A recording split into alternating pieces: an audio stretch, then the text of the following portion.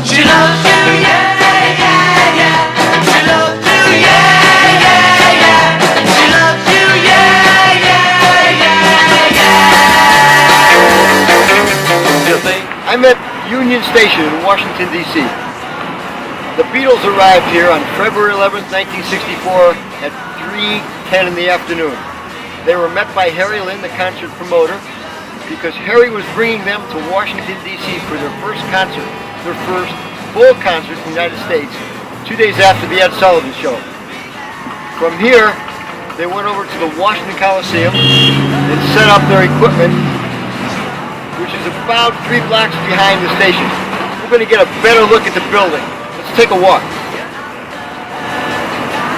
Over my left shoulder, you can see the rounded roof of the Washington Coliseum. It was built back in 1941. It was called the Uline Arena. Right now, the building is a deserted hulk. There's nothing inside. It's used as a parking garage. It had been used as a transfer station for trash in 2006. The Historic Preservation Board designated this building for preservation. It cannot be torn down. It's going to become a monument and it will be rehabbed in time. In the background behind me is the U.S. Capitol building. The Beatles stopped here because they wanted to take a photograph with the U.S. Capitol in the background. They did this after the sound check. From here they went to the Shoreham Hotel where they changed, and then they went back to the Washington Coliseum for the concert that evening. This is where they stayed. They took over the entire 7th floor, but not until one family had to move out. Everybody vacated except for this family, so the hotel shut off the power, shut off the water and the heat. They told the family that there was a power failure.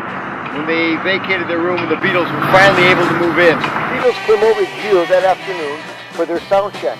When they arrived, the parking lot was covered with snow because of the snowfall that night before. For them, it was a treat. They hadn't seen much snow back in Liverpool, and they had some fun. They got out, they had a snowball fight. The cameramen took photographs because everybody was having a good time. When they were done with the snowball fight, they went inside and they conducted their sound check. Let's go over to the front entrance. I'll pretend that I'm kissing. This is the main entrance to the Washington Coliseum. 46 years ago when the Beatles performed here, above this main entrance was a marquee, and it said the Beatles tonight sold out. 8,092 kids, screaming kids, bought tickets. Harry Lynn, the promoter, put an ad in the paper about a month before the concert. All he did was put one ad in the paper, and in just a couple of days, the concert sold out. Now back then there was no Ticketmaster or electronic ticket sales. So for 1964, tickets went rather quickly. Now I want you to come inside the Coliseum. You'll get to see what it looks like, and I want you to meet a friend of mine. Before we do it, we'd like to thank everybody here in America, Washington, America,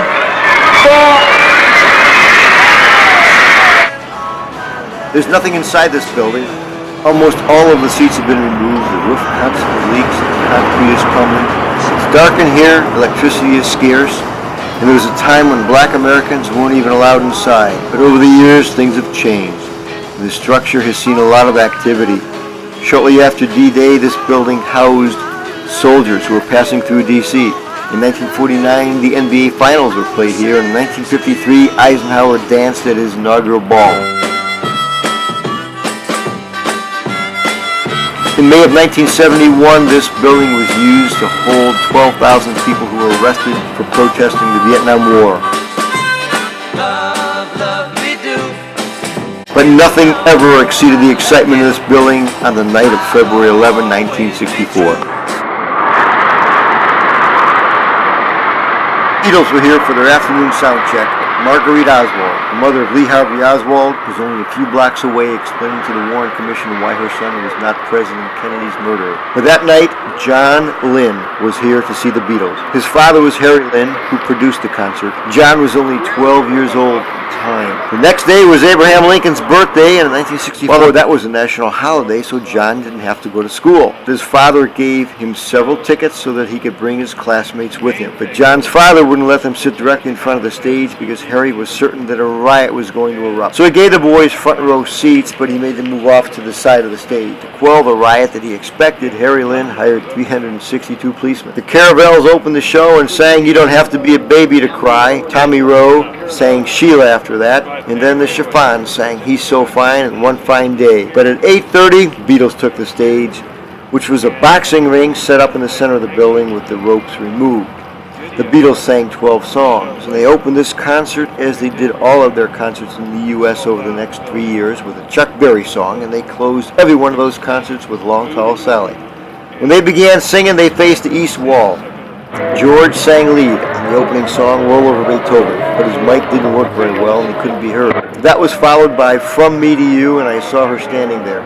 Then the Beatles turned around and faced the west wall, and they sang "This Boy," "All My Lovin'," and Ringo sang lead on "I Want to Be Your Man." Then they turned around again and faced the other wall, singing "Please, Please Me," "Till There Was You," and "She Loves You." And finally they turned to face the north wall, and they sang "I Want to Hold Your Hand," "Twist and Shout," and they closed with "Long Tall Sally." Douglas Development is the owner of the Thank everybody building. for They buying planned this to turn this particular building record into a and condition starting this thing off better than when in it was America brand and giving new. us a chance to come here and see you all in Washington. Thank you!